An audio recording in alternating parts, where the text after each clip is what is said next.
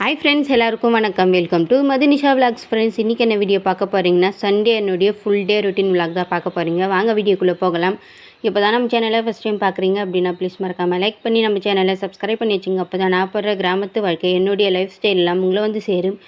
இன்றைக்கி சண்டே கிச்சனை ஃபுல்லாக டீப் க்ளீன் பண்ணி விட்டுடலாம் அப்படின்னு சொல்லிட்டு, ஏன்னா இன்றைக்கி அத்தை வேலைக்கும் போல் லீவ் அப்படின்றதுனால அவங்க இருக்கிறப்ப க்ளீன் பண்ணோம்னா அவங்க வந்து பாப்பாங்களை பார்த்துப்பாங்க. நான் வந்து ரிலாக்ஸாக வேலை செய்வேன், எந்த ஒரு டென்ஷனும் இல்லாமல். இல்லைன்னா அவங்க 2 பேரையும் சமாளிச்சிக்கின்னு வேலை செய்கிறதுக்கே ரொம்ப கஷ்டமாயிடும் அப்படின்றதுனால சண்டே கிச்சனை ஃபுல்லாக டீப் க்ளீன் பண்ணி விட்டுடலாம் அப்படின்னு சொல்லிவிட்டு, அதுக்கு முன்னாடி ஃபஸ்ட்டு சாப்பாடு செஞ்சிடலான்னு சொல்லிட்டு சாப்பாடு தான் வச்சுட்டேன். அப்படியே வீட்டில் எண்ணெயே சுத்தமாக இல்லை குழம்பு தாளிக்கிறதுக்கு அப்படின்றதுனால முருங்கைக்கீரை பொரியல் மட்டும் செஞ்சுருந்தேன். நைட்டு வந்து சிக்கன் குழம்பு வச்சுருந்தேன், அதுவே இருந்தது. சரின்னு சொல்லிட்டு சிக்கன் குழம்பு அப்படியே இருந்தது. இந்த மசாலா பேக்கிங்கெல்லாம் வாங்கிட்டு வந்து அப்படியே போட்டு வச்சுருப்பேன். அதெல்லாம் எடுத்து ஒரு டப்பாவில் போட்டு மொத்தத்தையும் எடுத்து இந்த சைடு ஸ்லாப்பில் வச்சுட்டு அதுக்கப்புறம் மொத்தம் சோப் போட்டு கழுவிடலான்னு சொல்லிட்டு, இந்த மாதிரி தான் இருக்குது. ஃபுல்லாக எல்லாம் அங்கங்கே கொஞ்சம் கொஞ்சம் கொட்டிக்கின்னு சரின்னு சொல்லிட்டு எல்லாத்தையும் எடுத்து போட்டுட்டு அதுக்கப்புறமா தண்ணி ஊற்றி கொஞ்சம் நேரம் அந்த உப்பு பானை மட்டும் அப்படியே வச்சுட்டேன். உப்பு வந்து கண்ணாடியில் இல்லை பீங்கானில் போட்டு வைக்கணும் அப்படின்வாங்க. நான் வந்து மண் சட்டியில் தான் போட்டு வச்சுருக்கேன்.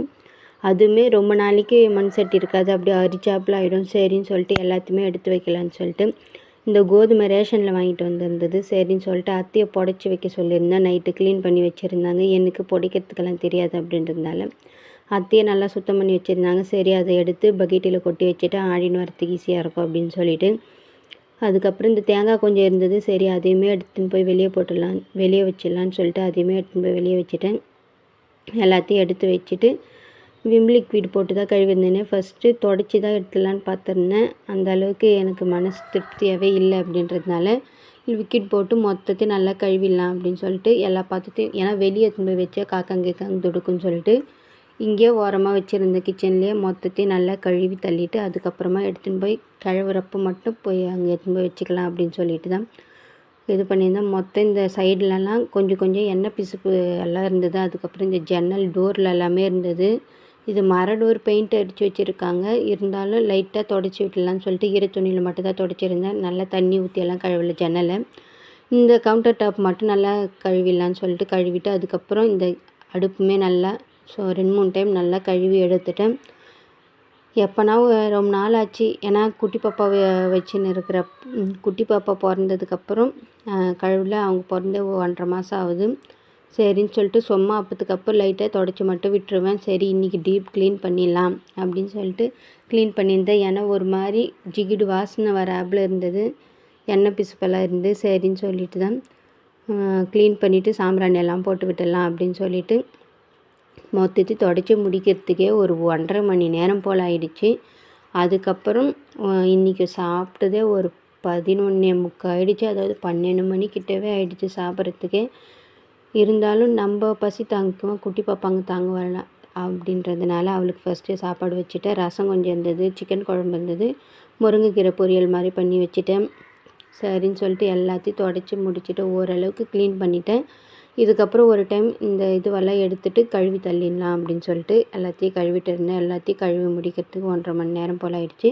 அதுக்கப்புறம் குளிச்சுட்டு வந்துட்டேன். தலைக்கு தான் குளிச்சிருந்தேன். குளிச்சதுமே சரி, இவ்வளோ வேலை செஞ்சு டயர்ட் ஆகிட்டேன். வெளியே இருக்கிற பாத்திரமே கழுவி வச்சுட்டேன். கழுவி வச்சு எடுத்துன்னு வந்து வச்சுட்டு அதுக்கப்புறமா தான் குளிக்கவே போயிருந்தேன். சரின்னு சொல்லிட்டு டீ போட்டு குடிச்சிடலான்னு சொல்லிட்டு டீயை தான் போட்டு வந்தேன். இவ்வளோ வேலை செஞ்சது கொஞ்சம் டயர்டாக இருக்கும். அதுவும் இல்லாமல் சாப்பாடு வேறு ஒரு 12 மணிக்கு தான் சாப்பிட்டேன் அப்படின்றதுனால பசி அந்த அளவுக்கு எடுக்கலை. சரி, ஒரே மட்டும் நைட்டுக்காக சாப்பிட்டுக்கலாம், டீ மட்டும் போட்டு குடிச்சிடலான்னு சொல்லிட்டு ஒரு 2 மணி இருக்குது இப்போ டைமு. டீ போட்டு 2-3 ரஸ்க்கு வச்சு சாப்பிட்டுட்டு அதுக்கப்புறம் கிச்சனுக்கு மாக்கோலம் போடலான்னு சொல்லிட்டு கொஞ்சம் பச்சை அரிசியுமே ஊற வச்சு வச்சுருந்தேன். சரி, ரொம்ப நாள் ஆச்சு மாக்கோலமெல்லாம் போட்டு அப்படின்றதுனால அதுக்கு முன்னாடி எது எங்கெங்கே எடுத்து வைக்கணுமோ அது அங்கங்கே எடுத்து வச்சிடலான்னு சொல்லிட்டு எல்லாத்தையும் ஏற கட்டலான்னு சொல்லிட்டு தான் ஏற கட்டியிருந்தேன். கச்சாமுச்சான் இங்கே தான் கச்சாமுச்சான்னு இருக்குது. சரின்னு சொல்லிட்டு அதுக்கப்புறம் அத்தையுமே துணியெல்லாம் துவைச்சி காய போட்டு வச்சுருந்தாங்க. அவங்க துணி துவைச்சி இந்த வேலையெல்லாம் செஞ்சுருந்தாங்க. இதெல்லாம் நான் கழுவி வச்சுருந்தேன். எல்லாத்தையும் எடுத்துன்னு வந்து உள்ளே வச்சுருந்தேன். இந்த மரமெல்லாம் அதுக்கு முன்னாடி வந்து இந்த இரும்பில் அதாவது மூங்கில் நெஞ்ச மரம் தான் வச்சுருப்போம். இப்போ இந்த பிளாஸ்டிக் மரம் தான் இருக்குது. சரின்னு சொல்லிட்டு எல்லாத்தையும் ஏற கட்டி வைக்கலான்னு சொல்லிட்டு ஒரு ஈர துணி வச்சு மேலே அந்த எண்ணெய் பிசுப்படுறது மட்டும் துடைச்சி விட்டுட்டு இதெல்லாமே எடுத்து கட்டி கழுவணும் அப்படின்னா ரொம்ப டைம் ஆகிடும் அப்படின்றதுனால அப்படியே எண்ணெய் பிசுப்பெல்லாம் இருக்கிறத ஈர துணி வச்சு நல்லா துடைச்சிட்டு இந்த டப்பாவில் வந்து ஒரு நியூஸ் பேப்பர் போட்டு அதுக்கு மேலே வச்சா க்ளீன் பண்ணுறதுக்கு ஈஸியாக இருக்கும். அடியில் அந்த அளவுக்கு எண்ணெய் பிசுப்பெல்லாம் போகாது. மோஸ்ட்லி எண்ணெயை மட்டும் தனியாக ஒரு இடத்துல வச்சுடுவேன். இந்த உப்பு மிளகாத்தூள் அந்த மாதிரி பொருள் மட்டும்தான் இங்கே வச்சுருப்பேன். சரின்னு சொல்லிட்டு மாவேலுக்கு அதாவது மாக்கோலம் போடலான்னு சொல்லிட்டு அரிசி மாவு கோலம் போடலான்னு சொல்லிட்டு அரிசி பச்சரிசி ஊற வச்சு வச்சுருந்தேன். அதை நல்லா 2-3 டைம் கழுவிட்டு அதுக்கப்புறம் அரைச்சி எடுத்தோம்னா நல்லா நைஸாக அரைச்சி எடுத்துக்கணும். அப்போ தான் கோலம் நல்லா வரும். ஃபஸ்ட்டு கையில் போட்டு பார்த்தா அந்த அளவுக்கு வரலை. சரின்னு சொல்லிட்டு ஒரு துணியை வச்சு அதுக்கப்புறம் போட்டிருந்தேன். சிம்பிளாக தான் போட்டிருந்தேன். ஃபோன் பார்த்து போடலான்னாலும் டைம் இல்லை. ஏன்னா குட்டி பாப்பாங்க வந்து டக்குன்னு அப்பப்போ சினுங்கிற அப்படின்றதுனால பால் நம்ம தான் கொடுத்தாகணும் அப்படின்றதுனால சரின்னு சொல்லிட்டு கோலமெல்லாம் போட்டுட்டு சட்னி அரைக்கலாம். புதினா சட்னி அத்தைக்கு கோல்ட் ஆகிட்டு இருக்குது அப்படின்றதுனால புதினா சட்னி இல்லை துவையல் மாதிரி எதனா ஒன்று அரைக்கலான்னு சொல்லிட்டு வெளியே உக்காந்து சில்லுன்னு காற்று வந்துட்டு இருந்தது. செம்பருத்தி பூவெல்லாம் அவ்வளோ அழகாக பூத்திருந்தது. அதுக்கு முன்னாடி தண்ணி கம்மியாக இருந்ததுனால சரியாக பூக்காது. இப்போ இந்த பாத்திரம் கவர் தண்ணியெல்லாம் எடுத்துமா அங்கே தான் ஊற்றுவோம் அப்படின்றதுனால சூப்பராக பூத்துருந்தது. வெங்காயமே நல்லா கட் பண்ணி வந்துட்டேன். தோலெல்லாம் உரிச்சு எடுத்துன்னு வந்துட்டேன். வந்துட்டு கோலமெல்லாம் போட்டது கொஞ்சம் காஞ்சதுக்கப்புறம் பார்த்தா நல்லா பிரைட்டாக தெரியும் அப்படின்றதுனால கொஞ்சம் காயட்டுன்னு சொல்லிட்டு விட்டுட்டு அதுக்கப்புறம் தான் இப்போ வெளியே போய் வெங்காயம் உரித்து எடுத்துகிட்டு வந்திருந்தேன். சரின்னு சொல்லிட்டு பார்க்குறப்ப இந்த மாதிரி தான் இருந்தது. இப்போ தான் கிச்சன் பார்க்குறதுக்கே அவ்வளோ சூப்பராக பாசிட்டிவ் வைப்பாக இருக்குது. இன்னும் அடுப்புக்கு மஞ்சள் குங்குமம் வைக்கல, அது மட்டும்தான் வைக்கலையே. மற்றபடி பார்க்குறதுக்கு இந்த மாதிரி தான் இருந்தது. சூப்பராக க்ளீன் பண்ணிவிட்டு டீப் க்ளீன் பண்ணிவிட்டேன். ஆனால் இது கொஞ்சம் நேரம் கூட இருக்காது. கொஞ்ச நேரத்துலேயே கச்சா முச்சான்னு ஆகிடும். கச்சா முச்சான் ஆகுதோ இல்லையே அங்கங்கே தண்ணி பட்டு அது பட்டு ஒரு மாதிரி தான் இருக்கும்.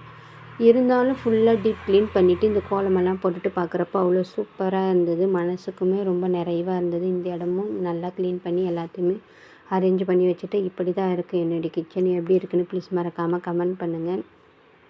அதுக்கப்புறம் வந்து அந்த சட்னி அரைக்கலான்னு சொல்லிட்டு அதுக்கு சட்னி தான் அரைச்சிருந்தேன். எல்லாத்தையும் போட்டு அதுக்கப்புறம் அரிசி ஊற வச்சுருந்தாங்க இட்லிக்கு. சரின்னு சொல்லிட்டு அதையுமே மாவாட்டி எடுத்து வச்சுட்டேன். இந்த மாவு ஆட்டுறது கூட பெருசு இல்லை. இந்த கிரைண்டர் கழுவுறது தான் பெரிய விஷயமாகவே இருக்கும். ஒரு ஈடு போட்டுட்டு அதுக்கப்புறம் போட்டுக்கலான்னு சொல்லிட்டு வச்சுருந்தேன். ஏன்னா ஒரே முட்டை போட்டால் ரொம்ப ஒரு மாதிரி சவுண்டு வருது அப்படின்றதுனால அது மிஷினுமே சீக்கிரம் போய்டும் அப்படின்றதுனால கொஞ்சமாக போட்டு அரைச்சிட்டு அதுக்கப்புறம் இந்த துவையலுமே அரைச்சி வச்சுட்டு அவ்வளோதான். இந்த சண்டே ஃபுல்லாகவுமே இந்த கிச்சனை க்ளீன் பண்ணி ஆர்கனைஸ் பண்ணுறதுக்கே டைம் போயிடுச்சு. ஃபுல்லாகவுமே இந்த மாதிரி தான் போச்சு. இந்த டே எனக்கு இந்த சண்டே இந்த மாதிரி தான் போச்சு. உங்களுக்கு எப்படி போச்சுன்னு ப்ளீஸ் மறக்காமல் கமெண்ட் பண்ணுங்கள். இந்த வீடியோ பிடிச்சிருந்தால் லைக் பண்ணுங்கள். நம்ம சேனலை சப்ஸ்கிரைப் பண்ணாமல் பார்த்துருந்தீங்கன்னா ப்ளீஸ் சப்போர்ட் பண்ணி நம்ம சேனலை சப்ஸ்கிரைப் பண்ணிங்க. அப்போ தான் நான் போகிற கிராமத்து வாழ்க்கை என்னுடைய